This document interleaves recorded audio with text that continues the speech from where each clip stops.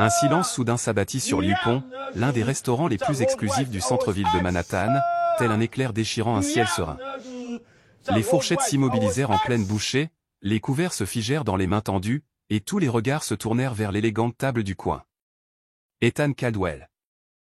Un milliardaire blanc connu pour son regard glacial et son attitude fougueuse, se leva brusquement. Son costume bleu marine sur mesure reflétait la douce lueur des lustres en cristal. Chaque couture étincelant sous leur lumière jaune pâle, accentuant l'aura de puissance qui émanait de lui. Son visage s'empourpra de colère tandis qu'il fixait la petite serveuse noire devant lui. Sophia Jenkins, tremblante mais s'efforçant de garder son sang-froid. « Je ne comprends pas comment un restaurant prestigieux comme les Ponts peut avoir quelqu'un comme toi à mon service. » s'exclama Ethan, chaque mot comme un poignard tranchant le silence. Son regard, empli de mépris, balaya Sophia comme si elle n'était qu'un bibelot. Sophia restait figée sur place. Les jointures blanches autour de son plateau d'argent, luttant contre les tremblements de ses bras. Son uniforme noir et blanc, autrefois symbole impeccable de professionnalisme, semblait un fragile bouclier protégeant sa dignité. Ses yeux marron profonds, habituellement brillants, étaient maintenant voilés par la douleur et la honte. Mais ses lèvres restaient fermement serrées, refusant de trahir sa faiblesse. Du coin de l'œil, Sophia vit la pitié, la surprise et la confusion se lire sur les visages des autres convives. Une femme d'âge mûr, vêtue d'une robe de soie rouge, se pencha vers sa compagne à voix basse, tandis qu'un couple de personnes âgées, assis à une table éloignée, échangeaient des regards inquiets. Personne n'osait parler. La tension dans la salle était palpable, comme si une simple toux pouvait briser ce moment. « Tu ne m'as pas entendu » s'exclama Ethan d'une voix encore plus sèche. Il pointa Sophia du doigt, l'arrogance à l'honneur. « J'ai dit que je ne voulais pas que quelqu'un comme toi me serve. Je suis venu ici pour un repas de qualité. Pas pour une démonstration mesquine de ta soi-disant diversité. » Ces paroles brutales résonnèrent d'une clarté cristalline, glaçant tout le restaurant. De légers halètements parcoururent la salle. Tandis que la stupeur se transformait en indignation. Même le pianiste dans le coin, qui ne s'était jamais arrêté au milieu d'une mélodie, cessa de jouer, les doigts figés sur les touches. Richard Harris, le directeur du restaurant, se tenait à l'écart, pâle et stupéfait. Il n'aurait jamais imaginé assister à une scène aussi tendue et sensible dans son propre établissement. Surtout sous sa surveillance. Sophia sentit sa poitrine se serrer, chaque respiration devenant plus difficile que la précédente. Toute sa vie, elle avait subi des affronts, accidentels ou désinvoltes. À cause de sa couleur de peau, mais jamais elle n'avait été confrontée à une humiliation publique aussi flagrante et impitoyable. Alors que la tirade d'Ethan s'abattait sur elle. Elle se sentit au bord de l'effondrement, jusqu'à ce qu'une lueur de force la traverse, l'image du sourire déterminé de sa fille Lily. Cette vision de sa petite fille rêvant de ballet et d'un avenir meilleur a donné à Sophia une lueur de résolution intérieure.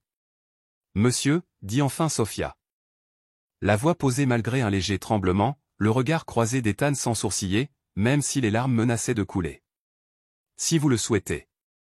Je peux aller chercher le gérant pour que vous puissiez discuter de vos éventuelles inquiétudes concernant la personne qui servira votre table. » Sa réponse calme et respectueuse stupéfia Ethan. Son sang-froid, contrastant fortement avec sa rage irrationnelle, suscita l'admiration de plusieurs invités. Mais la rage s'était déjà emparée d'Ethan.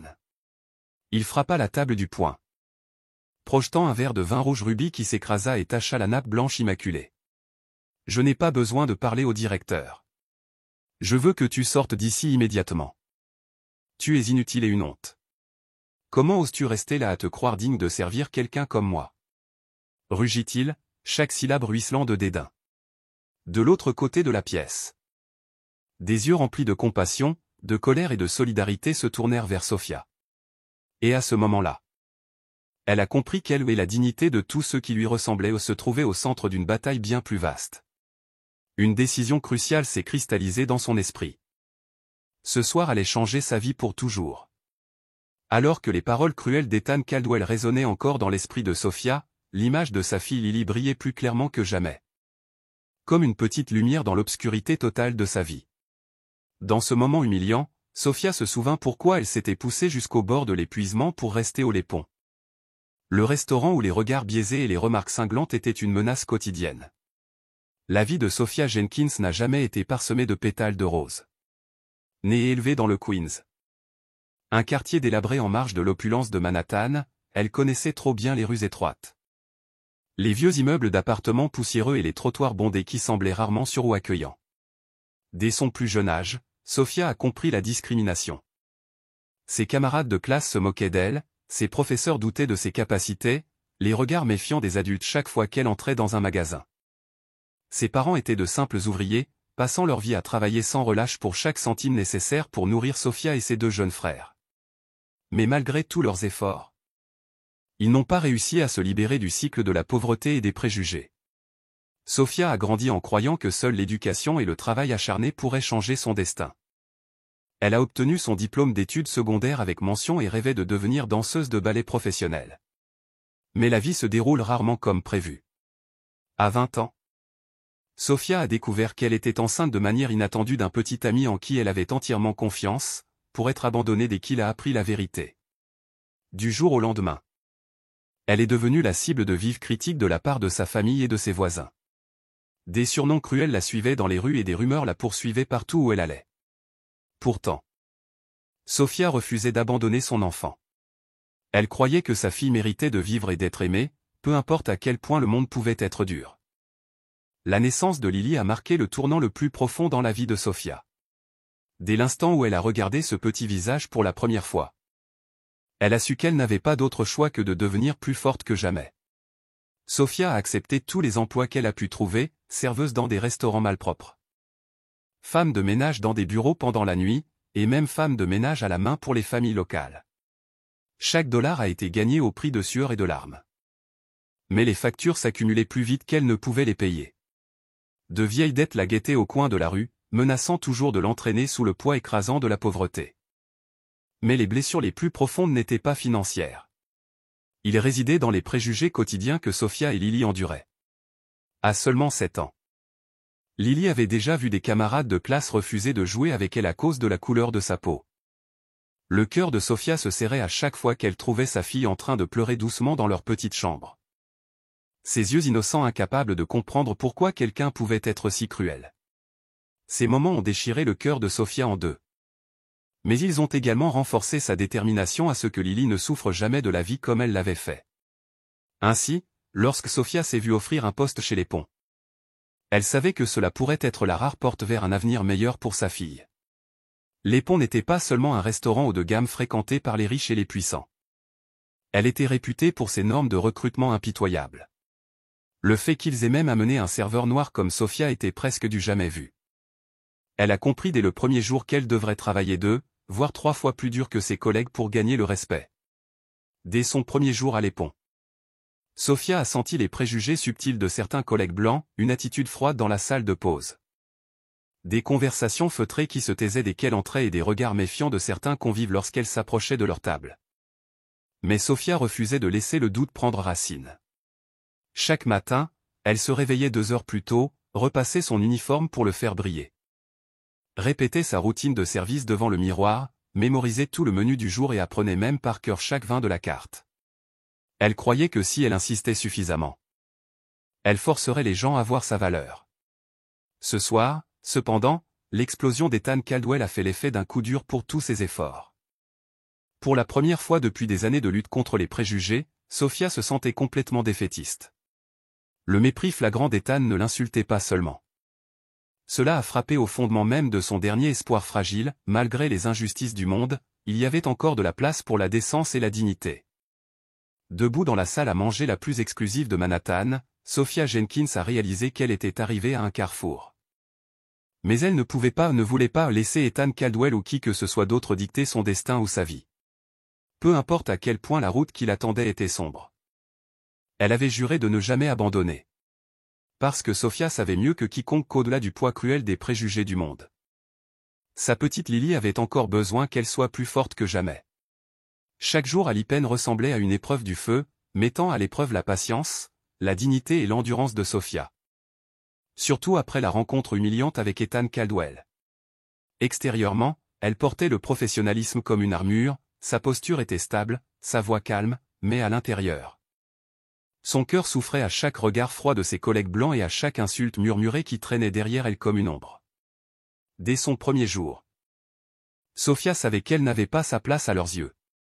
Ils ont ri ensemble dans la salle de pause, détendus dans une camaraderie facile, mais au moment où elle est intervenue, leurs conversations se sont figées au milieu d'une phrase. Certains se détournèrent, d'autres enfouirent leur visage dans le travail, comme si sa présence avait pollué leur espace. Sofia souriait et tentait de bavarder, mais elle se heurtait à des hochements de tête secs ou à des réponses brèves et distantes. Un après-midi. Elle entendit par hasard Emma et Caroline discuter dans le couloir, inconscientes de sa présence. « Je ne comprends même pas pourquoi ils l'ont embauchée », se moqua Emma, sa voix aiguë de dédain. « Sûrement pour paraître plus diversifiée », répondit Caroline sèchement. « Elle ne servira jamais correctement notre clientèle haut de gamme. » Les mots ont frappé Sofia comme une lame. Elle inspira profondément, se stabilisa et se précipita dans la cuisine pour cacher les larmes qui brûlaient derrière ses yeux. Les préjugés n'étaient pas nouveaux pour elle, mais chaque nouvelle blessure saignait toujours comme la première fois. Pourtant, Sofia ne s'est pas effondrée. Elle s'est levée plus tôt. Elle a travaillé plus dur. Elle s'est battue plus longtemps. Elle arrivait à l'IPEN 2 heures avant chaque quart de travail, inspectant son poste avec une précision militaire.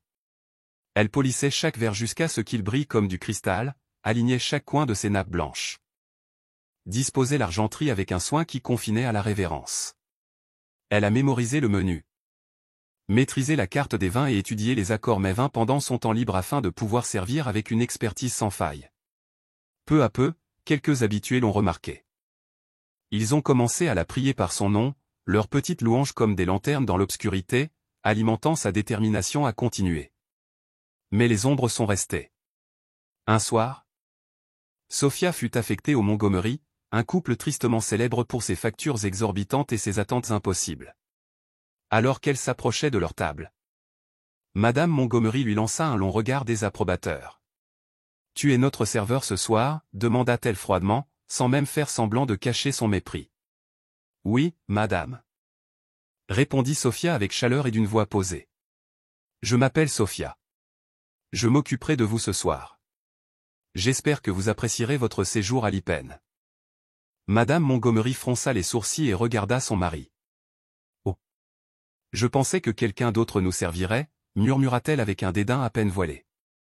Sofia avala la piqûre en souriant doucement. « Je vous assure que je ferai tout mon possible pour rendre votre soirée exceptionnelle. »« Très bien », soupira Madame Montgomery.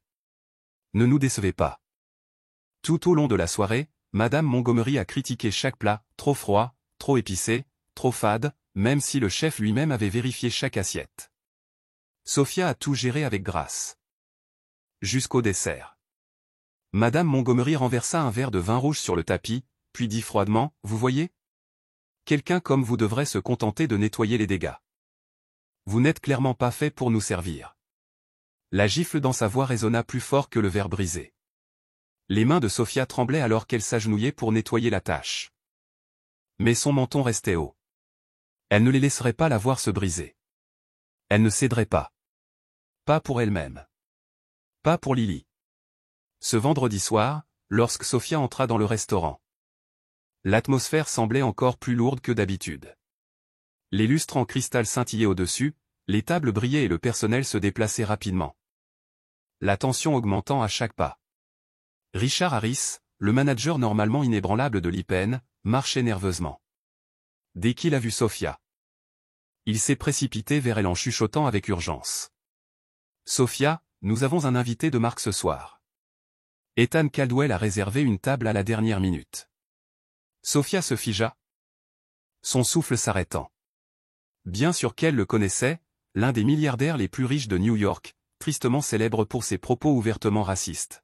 « Je sais qui il est. » murmura-t-elle d'une voix calme. « Mais je ne sers pas sa table, n'est-ce pas ?» Richard secoua rapidement la tête. « Non, Julian a cette table.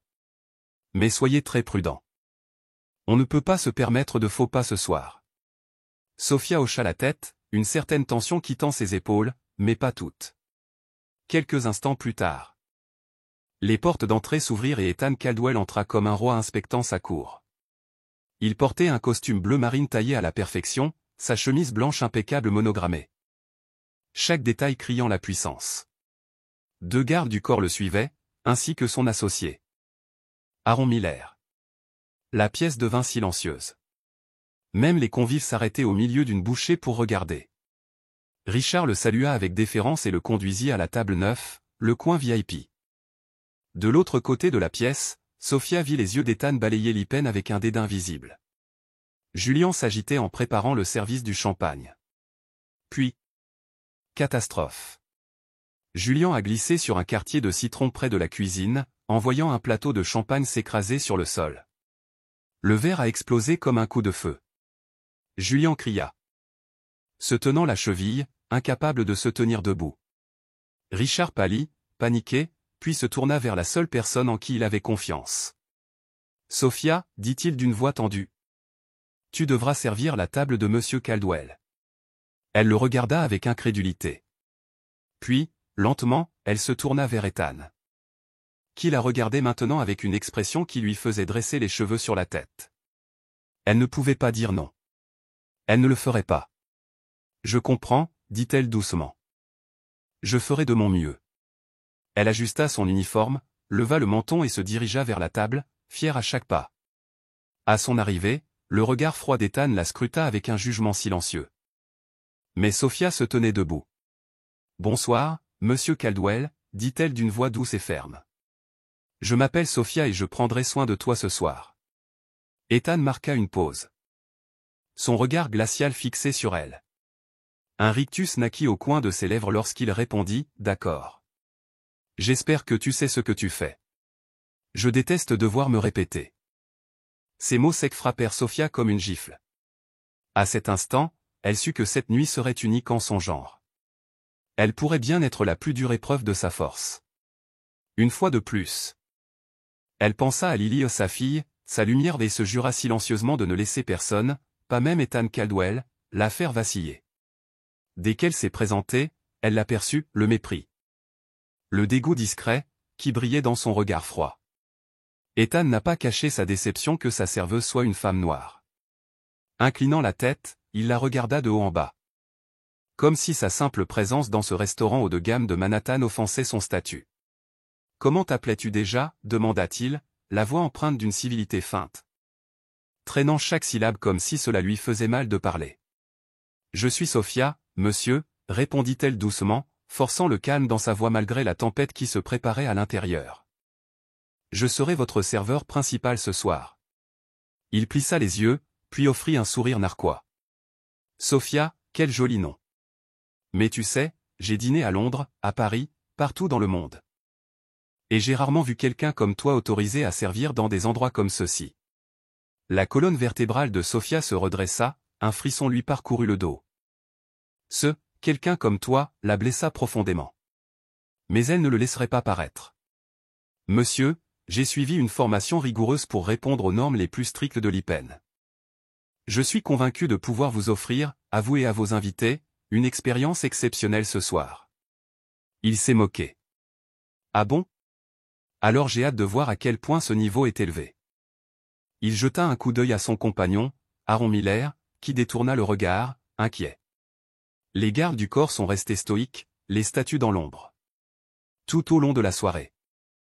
Ethan profita de chaque occasion pour la faire trébucher. Lorsqu'elle apporta le vin demandé, il examina l'étiquette avec théâtralité, puis soupira. « Je suis surpris que tu saches ouvrir une bouteille correctement.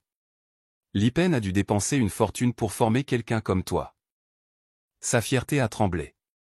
Ses mains tremblaient pour reprendre son souffle, mais elle versa le vin avec assurance.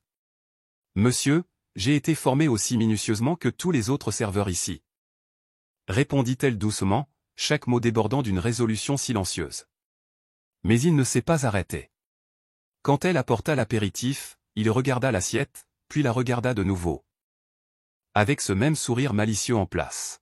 « J'espère que vous ne ferez rien tomber sur ma table. J'ai déjà eu des serveurs maladroits comme vous qui ont gâché des dîners entiers. » Elle le savait maintenant. Ce n'était pas seulement de l'impolitesse. C'était une humiliation, calculée, ciblée. D'autres convives l'ont remarqué, en jetant des regards en coin. Mais personne n'est intervenu. Son cœur brûlait d'un douloureux mélange de honte et de rage. Pourtant, elle a gardé un ton égal. « Je vous promets, monsieur, que vous ne serez pas déçu. Il se pencha en arrière, les yeux brillants. Oh, je le suis déjà. Mais ce n'est pas grave. J'ai appris à ne pas trop m'attendre à grand-chose. Les minutes s'écoulaient lentement. Ethan critiquait tout, la façon dont sa serviette était pliée, la façon dont elle décrivait le menu, même sa façon de marcher. Chaque insulte, non dite ou prononcée, murmurait le même message cruel, tu n'appartiens pas à ce monde. Lorsqu'elle entra dans la cuisine pour aller chercher le plat principal, elle l'entendit marmonner à Aaron. Voyez, c'est pour ça que j'insiste sur des serveurs plus adaptés. Ils ne maîtrisent même pas les bases. C'est pathétique. Léon ne fait que courir après la diversité. Les mots frappent comme un coup de poing. Appuyée contre le mur, Sophia pressa une main contre sa poitrine. Sa dignité, meurtrie et tremblante, la suppliait de pleurer. Mais elle ne donnerait pas ça à Ethan. Lissant son uniforme, elle reprit son souffle et ressortit avec l'assiette, berçant la porcelaine blanche immaculée dans ses bras. Elle s'approcha une fois de plus de sa table. Le silence s'installa dans le restaurant. Tous les regards se tournèrent vers la table 9, où Ethan Caldwell attendait tel un roi autoproclamé. « Monsieur, voici le steak wagyu que vous avez commandé. J'espère qu'il vous plaira. » Il fixa la nourriture, puis leva les yeux, plus fort cette fois. « Tu sais, Sophia, j'y ai réfléchi. Tu n'as rien à faire ici. » Un silence tomba sur la pièce. « Je comprends, vraiment. Lipen cherche désespérément à se diversifier, alors ils embauchent des gens qui ne sont clairement pas qualifiés. Tout ça pour les apparences. » Sa voix portait, cruelle et acérée. Les conversations ont cessé. Les ustensiles ont gelé en plein vol. Les gens écoutaient, stupéfaits. Son racisme résonnant sur les nappes blanches. La poitrine de Sophia se serra. Elle comprenait le sens derrière chaque mot. Il ne remettait pas en question son travail. Il attaquait son humanité. Mais elle se tenait debout. « Monsieur, » dit-elle d'une voix ferme et claire. « Je suis ici grâce à mes compétences et à mon travail acharné. Comme tous les membres de notre équipe. Ce restaurant recrute au mérite. Et non en fonction de la couleur de peau. » Ethan renifla. « Oh, vraiment ? Ne sois pas naïve, ma fille. Tu es là pour aider Léon à paraître progressiste. Tu penses que quelqu'un comme toi mérite de me servir ? » C'était le coup final. Quelque chose d'inébranlable s'est allumé dans son âme. Sa posture s'est redressée. Ses yeux se fixèrent sur les siens avec une puissance silencieuse. Et cette fois, elle n'a pas cligné des yeux. « Monsieur Caldwell, » dit-elle, sa voix résonnant comme une cloche. « On peut peut-être acheter un morceau de steak, mais on ne peut pas acheter la gentillesse. » Sophia a affronté avec audace Ethan Caldwell à Lipen, stupéfiant les invités et le personnel. Malgré sa fureur et ses menaces de ruiner sa carrière, Sophia a tenu bon, refusant d'accepter son manque de respect. Son courage a suscité la peur, mais aussi un sentiment croissant de fierté et d'estime de soi. Le gérant du restaurant, Richard, l'avait averti des risques. Mais Sophia restait déterminée, s'interrogeant sur la nécessité de s'incliner éternellement devant des personnes puissantes comme Ethan. Au retour d'Ethan, ses menaces s'intensifièrent. Mais Sophia déclara calmement qu'elle ne regretterait jamais de défendre sa dignité. Le soutien grandit parmi les convives et les collègues, qui admiraient le courage de Sophia. Pourtant, la peur et l'anxiété persistaient, tandis que des menaces pesaient sur sa sécurité et celle de sa fille Lily. Richard et Patrice, le propriétaire du restaurant, lui promirent protection, lui assurant qu'elle n'était pas seule. L'histoire de Sophia s'est rapidement répandue en ligne, devenant virale et suscitant des débats nationaux sur le racisme et l'injustice. Malgré un large soutien, elle a également dû faire face à la haine et aux menaces, ce qui l'a obligée à naviguer sous les projecteurs. Avec le soutien de Patrice, Richard et d'alliés influents comme Bill Gates, Sophia a endossé un nouveau rôle de porte-parole du projet d'essence, visant à protéger les travailleurs vulnérables contre la discrimination. Lors d'interviews et d'apparitions publiques, Sophia a partagé sa force ancrée dans le respect de soi et la bienveillance, inspirant des millions de personnes. Malgré l'opposition et les menaces constantes d'Ethan Caldwell, son mouvement a pris de l'ampleur, symbolisant le courage et le combat pour la dignité. Lors du lancement officiel du projet d'essence, Sophia a parlé avec passion du pouvoir de lutter ensemble contre l'injustice. Soutenue par les dirigeants et la communauté, elle a trouvé une motivation nouvelle pour poursuivre le combat. Sachant qu'elle n'était plus seule. Le parcours de Sofia, d'humble servante à symbole de résilience, prouve que le courage d'une seule personne peut être à l'origine d'un changement social significatif. Son message appelle chacun à défendre la dignité et la bienveillance, même face aux grandes puissances. Cette histoire nous interpelle, seriez-vous prêt à défendre la justice malgré les risques? Si vous êtes inspiré, partagez-la et abonnez-vous pour découvrir d'autres témoignages percutants.